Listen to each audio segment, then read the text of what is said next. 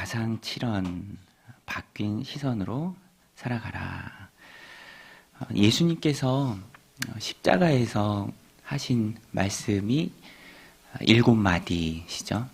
그래서 가상칠언이라 이렇게 이름을 붙이기도 합니다. 하나씩 주님 십자가에서 남기신 말씀 한 주간 이렇게 우리가 들을 텐데, 오늘 말씀이 제1원이죠. 저들을 용서해 주옵소서, 저들의 죄를 사하여 주옵소서, 자기들이 하는 것을 알지 못함이니이다 하시더라. 주님께서 하신 첫 번째 십자가에서의 말씀입니다. 죄 없으신 예수님은 오늘 본문이 말해주는 것처럼 다른 두 행악자와 함께 십자가에 달리셨습니다. 좌우편으로 달리셨죠. 그래서 이미지 같은 것을 표현할 때도 3개의 십자가가 있습니다. 가운데 주님이 달리시고요, 양옆에 행악자들, 사형 판결을 받은 사람들이 달렸습니다. 그들은 그들의 죄값을 치르는 것이죠. 그러나 예수님은 다릅니다. 예수님은 치를 죄가 없으세요. 치러야 할 죄값이 없으십니다.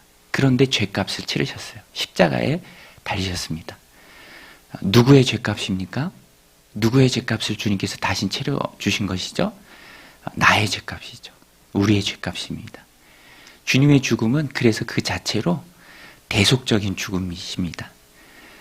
자신의 죄로 벌을 받으신 게 아니라 죄 없으심에 우리의 죄를 대신해서 죄값을 치러주신 것이죠. 그런데 사람들은 이것을 모릅니다. 손가락질하고 조롱하죠. 십자가에 달리던 그 순간에도 그 조롱 멈추지 않습니다. 남은 구원하면서 자기는 구원하지 못하네. 정말 하나님의 아들이거든. 내려와 보라. 그것으로 증명하라. 주님을 십자가에 못 박고 온갖 모욕과 조롱을 거기에서도 예수님을 향해서 줍니다. 예수님은 어떻게 반응하셨습니까?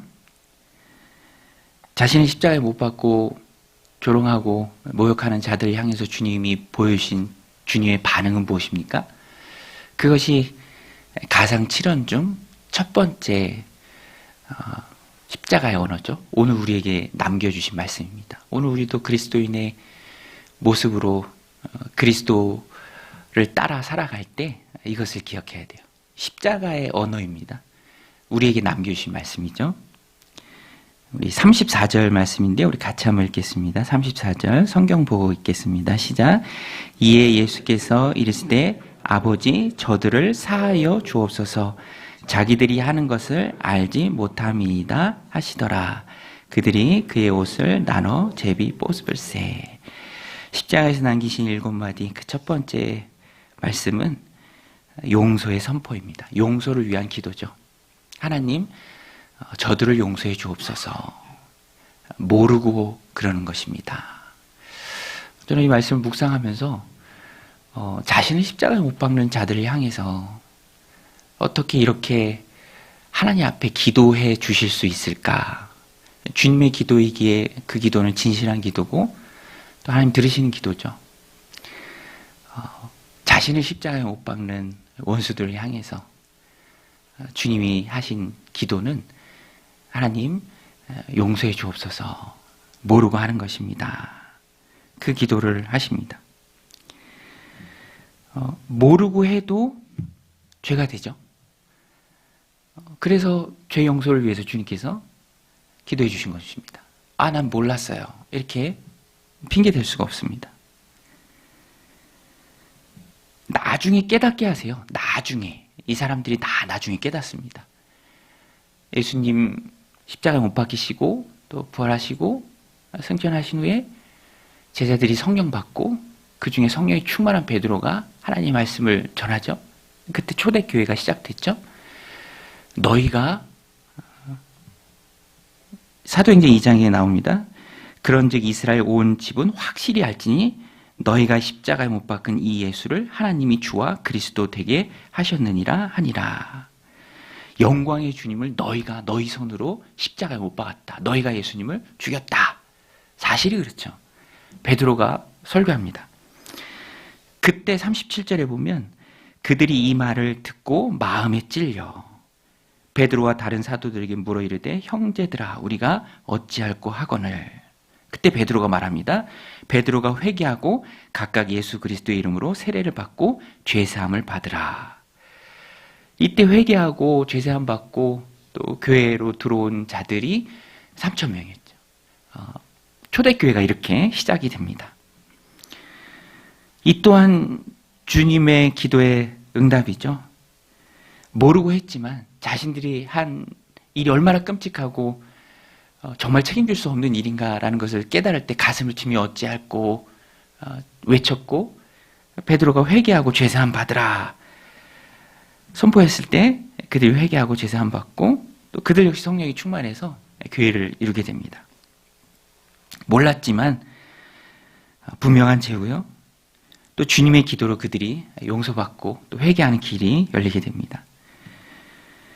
주님이 자신을 십자가에 못 박고 조롱하는 자들의 죄 용서를 위해서 기도를 해 주셨기 때문에 이런 일이 가능했던 것입니다. 여러분, 주님이 이렇게 기도하신 이유가 이 34절 말씀에 잘 나와 있어요. 오늘 우리에게 남기신 십자가의 언어입니다. 34절에 이에 예수께서 이르시되 아버지 저들을 사하여 주옵소서. 자기들이 하는 것을 알지 못함이니이다. 저는 이 부분이 참 마음에 와닿더라고요. 자기들이 하는 것을 알지 못함이니이다. 주님은요, 자신의 십자가에 못 박고 조롱하고 모욕하는 자들을 향해서 그들을 바라볼 때 주님이 그들을 바라보는 시선은, 주님이 가지고 있었던 시선은 하나님 모르고 하는 것입니다. 이렇게 바라보셨어요. 모르고 하는 것입니다. 그리고 그것이 주님의 마음이셨죠. 모르고 하는 것입니다. 저게 얼마나 나쁜 일인지, 저게 얼마나 끔찍한 일인지, 저게 얼마나 책임질 수 없는 일인지 하나님 모르고 하는 것입니다.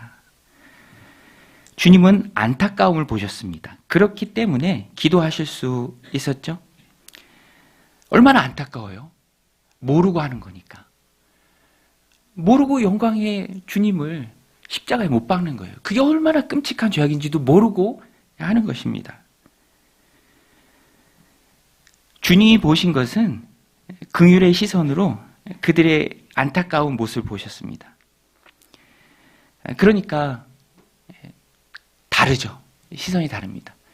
오늘 이 십자가의 언어가 우리에게 주는 귀한 메시지입니다. 여러분, 오늘 우리도 예수님처럼 누군가를 용서하고자 할 때는 주님의 이 시선으로 바라봐야 돼요. 아, 저 모르고 하는 거다. 모르니까 저렇게 하지. 그 마음으로 바라보면 주님을 닮아갈 수 있습니다. 제가 아이랑 이제 큰 아이들, 중학생인데요. 좀 친하게 지내려고 방에 막 들어가요. 그래서 의자에 앉아. 그리고 다리를 꼬면서 이렇게 대화를 하려고 그래. 그럼 침대에 누워있는 아이가 저를 이렇게 보면서 아빠 나가요. 그래. 아빠 나가. 모르고 그러는 거예요. 모르고 그러는 거예요. 나중에 얼마나 후회할지 모르고 그러는 거예요. 제가 마음속에서 두 가지 마음이 들어. 너 나중에 꼭 똑같은 아이 낳아서 너도 당해봐라. 제가 예전에 그랬던 것 같아요. 돌이켜보면 어머니 제 방에 들어오시면 알았어요 어머니 나가세요.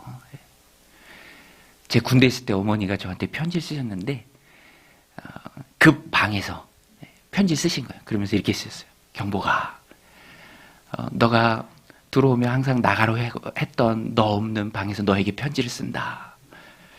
너 얼마나 죄송한지. 그죠? 몰라서 그러는 거예요. 몰라서. 그러니까 그런 행동도 제가 가벼운 예를 드렸는데 이해할 수 있죠.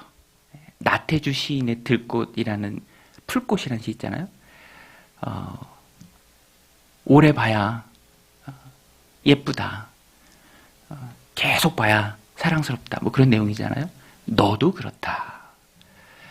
여러분, 십자가의 언어, 붙들고 나가시기 바랍니다. 그것은 용서입니다. 머릿속에만 마음에만 있는 것이 아니라 삶에서도 특별히 입에서도 있어야죠. 삶의 변화는 언어의 변화예요. 가상칠언, 그 첫 번째 용서의 언어입니다. 어떻게 용서할 수 있습니까? 주님의 시선, 주님의 관점. 저거 몰라서 그러는 거다. 모르니까 저렇게 도망다니지. 모르니까 저렇게 함부로 이야기하지. 모르니까 저렇게 함부로 행동하지. 저렇게 이기적이고 저렇게 욕심이 가득하고 저렇게 배려가 모르기 때문에 없는 거다. 아는 우리가 긍휼의 마음으로 바라보고 용서를 할 수 있어야 합니다. 주님의 마음이죠. 그래서 우리는 타인을 향한 시선이 바뀌어야 합니다. 그 사람이 왜 그렇게 행동합니까? 왜 이렇게 욕심이 많아요? 아직 몰라서 그런 것입니다. 이 시선으로 우리가 다른 사람을 바라봐야 해요.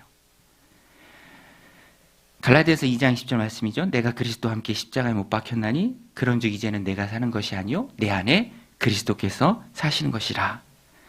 이제 내가 육체 가운데 사는 것은 나를 사랑하사 나를 위하여 자기 자신을 버리신 하나님의 아들을 믿는 믿음 안에 사는 것이라. 나는 죽었고 내 안에 그리스도께서 내 삶을 살아내실 때 그 삶이 내 안에 계신 그리스도가 살아내는 삶이고 하나님의 아들을 날 위해 죽으신 하나님의 아들을 믿는 믿음 안에 사는 삶이고 믿음 안에 사는 삶은 바로 용서의 언어를 가지고 사는 삶입니다. 하나님의 관점으로 바라보며 살아가는 삶이에요. 내가 보면 밉죠. 아우 얄미워. 그죠? 오늘도 우리가 일터로 갑니다. 또 많은 관계 속에서 살아가게 됩니다. 대화하고 내가 위에 있든지 내가 아래에 있든지 어찌됐든 연관돼서 살아가게 됩니다. 가정에서, 일터에서, 배우자의 관계 속에서, 자녀에서, 공동체 안에서, 우리 목장에서. 우리가 붙들어야 될 건 하나님의 아들을 믿는 믿음 안에 사는 삶은 주님이 우리에게 너희도 나를 따르는 제자로 이렇게 하라 라고 우리에게 주신 그 십자가의 언어의 첫 번째는 주님의 관점으로 바라보고 용서의 마음으로 살아가라 라는 거예요. 여러분, 십자가 위에서도 주님은 용서하셨어요. 우리가 이렇게까지 다 담기는 어려울 것 같아요. 그렇죠? 맞아요. 그렇죠? 주님이시니까. 그렇지만 원수도 용서하는데 주님의 이 마음이라면 용서 못할 사람이 없습니다. 누구라도 다 용서할 수 있죠. 이해하면 자연스럽게 용서할 수 있습니다. 시선이 바뀌면 생각이 바뀌고 생각이 바뀌면 삶이 바뀝니다. 매였던 것에서 풀어지면 오히려 내가 더 자유해요. 용서해 보셨습니까? 한 번에 잘 안 되잖아요. 여러 번 해야 됩니다. 하면서 내가 점점 더 풀려나는 느낌이 들어요.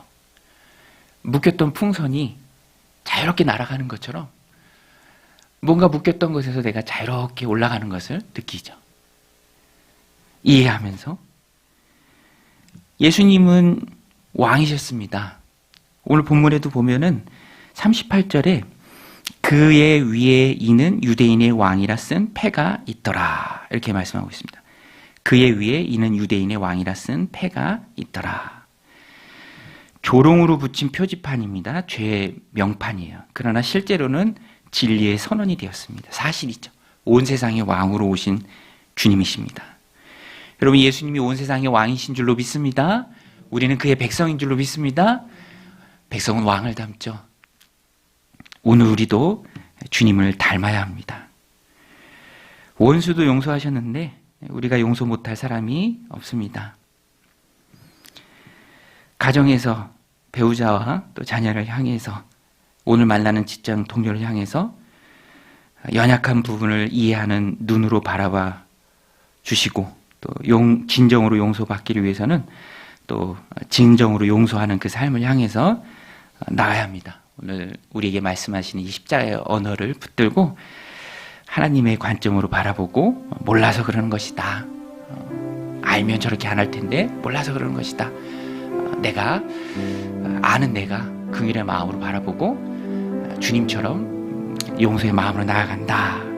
이렇게 나가는 것이 예수님 제자들의 모습입니다.